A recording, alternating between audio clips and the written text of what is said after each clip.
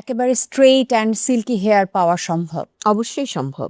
রাতের বেলা চুলটাকে ভালো করে শ্যাম্পু করবে, কন্ডিশনিং করবে, তারপরে হালকা করে তুমি এটাকে ফ্যানের নিচে শুকাবে, খুব চুল আঁচড়ে আঁচড়ে শুকাবে। আমি ন্যাচারাল প্রসেস পুরোটা হুম। বলছি। চুলটা সুন্দর করে আঁচড়ে শুকিয়ে তারপরে তুমি চুলটাকে কি করলে ৩টা বা ৪টা ভাগে ভাগ করলে বা ৩টা ভাগে ভাগ করলে, হ্যাঁ, বা ২টো ভাগে ভাগ করলে। ভাগ করে চুলটাকে সুন্দর করে তুমি একটা সিল্কের কাপড় দিয়ে পেঁচিয়ে চুলটাকে সুন্দর করে একটু রোল অন করে তুমি রেখে দিলে। রেখে দেওয়ার পরে তুমি সকালে উঠে ওটাকে আবার তুমি ফোল্ড করে রাখো মাথার মধ্যে, হুম। উপরের দিকে ফোল্ড করে রাখো।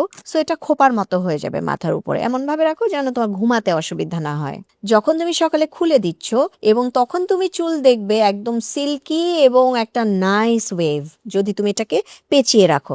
আর যদি তুমি এটাকে স্ট্রেট রাখো, সাপোজ তুমি ওটাকে স্ট্রেট করে অন্য কিছু একটা দিয়ে পেঁচিয়ে রাখলে যেন ওটা খুলে না যায়, সো সেই ক্ষেত্রে দেখবে তুমি একদম চুলটা স্ট্রেট হয়ে আছে তোমার কাছে। চুলের যত্নে ডিম, টক দই কতটা উপকারী? ভীষণ, ভীষণ। স্পেশালি টক দই এবং ডিম, এই দুটোই চুলের যত্নে যেমন খুব গুরুত্ব পায়, তেমনি কিন্তু স্কিনের যত্নেও পায়। এবং এটা আমরা সাথে সাথে দেখতে পাই।